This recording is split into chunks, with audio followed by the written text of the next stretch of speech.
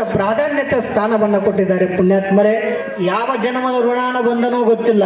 ಬಹುಶಃ ನಾನು ವೀರಭದ್ರೇಶ್ವರನ ಸನ್ನಿಧಾನಕ್ಕೆ ದರ್ಶನ ಮಾಡ್ತಿರ್ಬೇಕಾದ್ರೆ ನಮ್ಮ ರುದ್ರೇಶ್ ಅವರು, ನಮ್ಮ ವಸಂತರವರು, ಸಿದ್ದೇಶ್ ಅವರು, ಮೃತ್ಯುಂಜಯ ಸ್ವಾಮಿಗಳು ಮಧ್ಯಾಹ್ನ ಭೇಟಿ ಆದರು ನನಗೆ. ಅವರು ರುದ್ರಾಭಿಷೇಕ ಮುಗಿಸಿ ಬಂದಿದ್ದರು.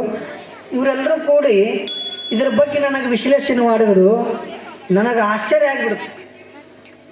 ಬಹಳಷ್ಟು ಕಡೆ ವೀರಭದ್ರೇಶ್ವರನ ದೇವಸ್ಥಾನಕ್ಕೆ ದರ್ಶನ ಮಾಡಿದ್ದೇನೆ. ಆ ಪುಣ್ಯಾತ್ಮನ ಪುರಾಣವನ್ನು ಹೇಳಿದ್ದೇನೆ. ಇಲ್ಲಿ ಏನು ಶಕ್ತಿ ಅದ ಅನ್ನೋದು ನಿಮ್ಗೆ ಹೇಳ್ತೀನಿ.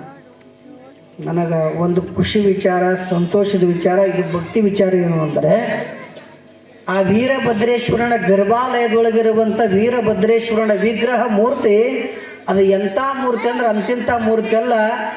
ಅಯೋಧ್ಯೆಯ ರಾಮ ಮಂದಿರದ ಶಿಲಾಕಲ್ಲೇ ಇವತ್ತು ವೀರಭದ್ರೇಶ್ವರನ ಮೂರ್ತಿಯಾಗಿ ಇಲ್ಲಿ ನೆಲ ನಿಂತದ ಅಂದ್ರೆ ಅದು ಪೂರ್ವ ಜನ್ಮದ ಸುಕೃತದ ಪುಣ್ಯ. ಆದ ಕಾರಣದಿಂದಾಗಿ ಆ ಪುಣ್ಯಾತ್ಮನ ಸನ್ನಿಧಾನದೊಳಗೆ ಪುರಾಣ ಪ್ರವಚನವನ್ನು ಮಾಡ್ತಕ್ಕಂಥದ್ದು ಒಂದು ಸುಯೋಗ. ಆ ಒಂದು ಸೌಭಾಗ್ಯವನ್ನು ಆ ವೀರಭದ್ರೇಶ್ವರ ನಮಗೂ ನಿಮಗೂ ಕೂಡ ಕರುಣಿಸಿದ್ದಾನೆ. ಹೇಳುವಂತಹ ಸೌಭಾಗ್ಯವನ್ನು ನಮಗೆ ಕೊಟ್ಟಾನ, ಹಾಡುವ ಸೌಭಾಗ್ಯವನ್ನು ಗವಾಯಿಗಳಿಗೆ ಕೊಟ್ಟಾನ, ತಬಲಾ ಬಾರಿಸುವ ಸೌಭಾಗ್ಯವನ್ನು ವೀರೇಶ್ವರಿಗೆ ಕೊಟ್ಟಾನ, ಇಲ್ಲಿ ರುದ್ರಾಭಿಷೇಕ ಪೂಜೆ ಮಾಡ್ತಕ್ಕಂಥ ಅಧ್ಯಯನವನ್ನು ಇವ್ರಿಗೆ ಕೊಟ್ಟಾನ, ಇಲ್ಲಿ ಸೇವಾ ಮಾಡೋದ ಸಮಿತಿಯವ್ರಿಗೆ ಕೊಟ್ಟಾನ, ತಮ್ಮೆಲ್ಲರಿಗೂ ಕೇಳುವಂತಹ ಸೌಭಾಗ್ಯವನ್ನು ಕೊಟ್ಟಾನ.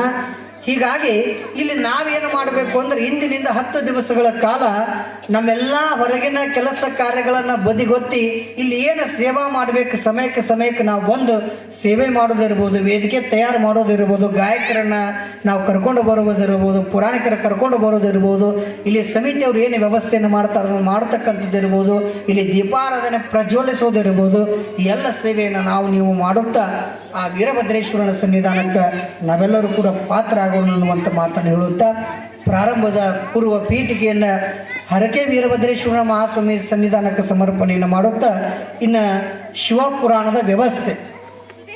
ಈ ಪುರಾಣಗಳ ಪರಂಪರೆಯೇ ಬೇರೆ. ಇದು ಮೂಲ ಪುರಾಣ, ಇದು ಆದಿ ಪುರಾಣ.